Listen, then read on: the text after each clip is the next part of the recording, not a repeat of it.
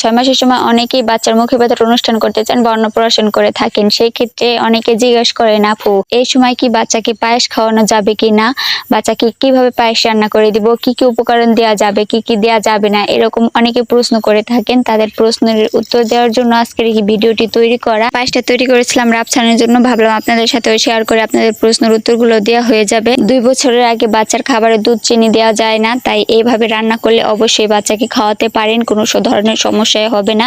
আমি রেসিপিটি তৈরি করার জন্য 2 মুঠো চাল ধুয়ে নিয়েছি, যেহেতু এখান থেকে আমি যারা কেউ দিব, তাই 2 মুঠো পরিমাণ চাল আমি ধুয়ে পরিষ্কার করে নিয়েছি। এখানে আতপ চাল অথবা পোলাওর চাল নিতে পারেন। আমি পোলাওর চালটা নিয়েছি, ভালোভাবে পানি দিয়ে সিদ্ধ করে নিয়েছি। সিদ্ধ করার পরে আমি এটাকে ভালোভাবে ম্যাশ করে নেব এবং কিছু সময় আগে আমি একটা খেজুর ভিজিয়ে রেখেছিলাম। যদি বেশ কিছু সময় আগে ভিজাতে মনে না থাকে, সেক্ষেত্রে একটু গরম পানি দিয়ে ভিজিয়ে নিলেই হবে। সাথে সাথে চালটা উঠে যাবে। চালটা উঠিয়ে পিউরিটা বানিয়ে ম্যাশ করা চাউলের সাথে মিক্স করে দিবেন এবং এখানে ভালোভাবে ম্যাশ করার পরে বাচ্চাকে যে ফর্মুলা দুধটা দেন, সেই দুধটা এখানে অ্যাড করে নেবেন। যদি বাচ্চাকে একটু পাতলা টাইপের করে দিতে চান, সেক্ষেত্রে ফর্মুলা দুধটা আগে তৈরি করে তারপরে এটার সাথে অ্যাড করবেন।